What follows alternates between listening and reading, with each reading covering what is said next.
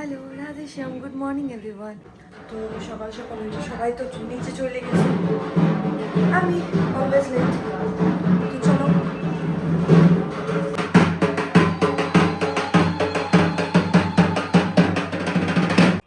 তো যায় দেখি সবার আরতি হয়েই গেছিলো প্রায়, খালি মা কাকি আর একটা বম্মাই বাকি ছিল আমার। তারপর এক এক করে তো সবাই দিল, আর মার যাওয়ার টাইম হয়ে গেছিলো। তো বহুত খারাপ লাগতেছিল মনে মনে, বহুত কষ্ট হয় ওই টাইমটুক, কিন্তু মনে খুব আশাও থাকে যে কয়েকদিনের অপেক্ষাই তো, তারপর তো আবার মা চলেই আসবে। আর এখানে কয়েক বছর ধরে আমরা শুরু করছি, বাড়ির সবাই মেয়েরা বউরা সবাই যায় যখন বিসর্জন হয়।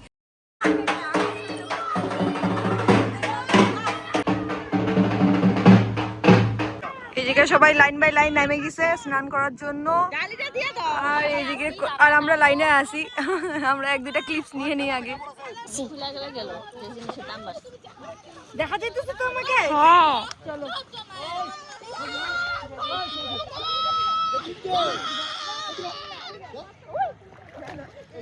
জয়কে দেখো,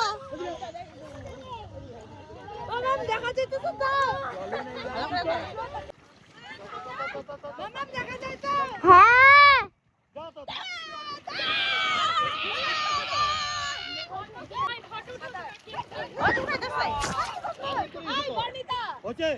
তো ফাইনালি আমাদের হয়ে গেছে বিসর্জন। হ্যাঁ আমাদের মায়ের বিসর্জন।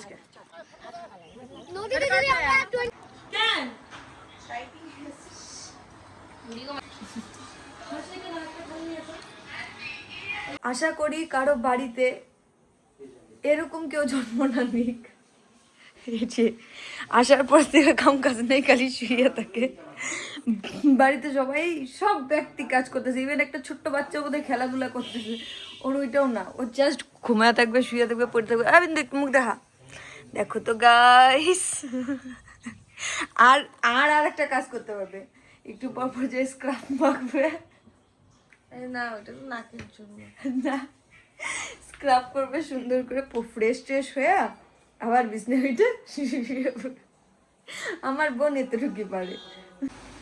দেখো আমাকে দিয়ে কি কাজ করায় আমার বাবা। একটা আমার নিজেরই শরীর ভালো লাগতেছে না, মাথা ব্যথা করতেছে, আবার কি আমাকে একটু দিয়ে মাথা ব্যথা করতেছে। তো গাইস আবার মা আমাকে ছেড়ে চলে যেতেছে গা, ঠিক আছে, বলছে আমরা নাকি সেই জ্বালাইতেছি, তো কয়দিনের জন্য মা চলে যেতেছে গা। কয়দিনের জন্য খালি। ঠিক আছে টাটা।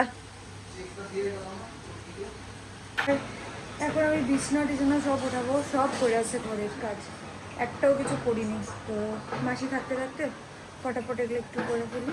তো আমার সব ঘর পরিষ্কার করা হয়ে গেছে, আর মাসি ওই জায়গায় রুম শুতেছে, এদিকে শুয়ে আছে। বাবার শরীর ভালো না, মানে মা গেছে না তাই।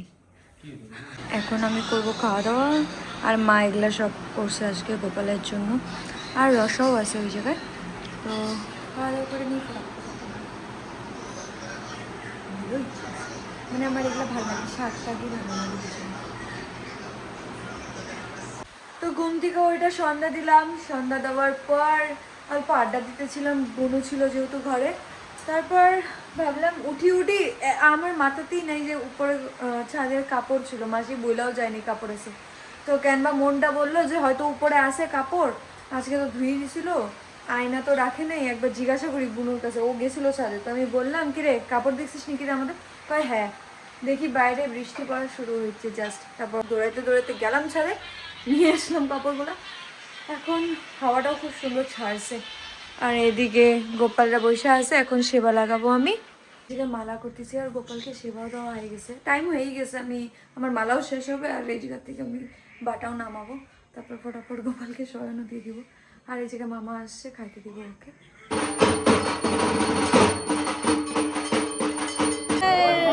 অপলিতা বল, একটু মুখটা শুরু দেখো।